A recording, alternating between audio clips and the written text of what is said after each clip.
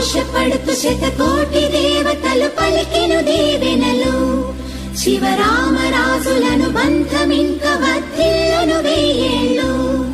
సంతోషపడుతూ శతకోటి దేవతలు పలికెను దీవెనలు శివరామరాజులను బంధమింక వర్ధిల్లును వెయ్యేళ్ళు విడివిటం అందాల కోలాటం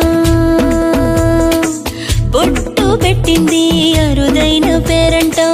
ముత్తు గుమ్మకు మురిపాల సీమంతం ఇంటి పెద్దలా ఈ తంతు జరిపిద్దాం విడివిటం అందాల కోలాటం బొట్టు పెట్టింది అరుదైన పేరంటం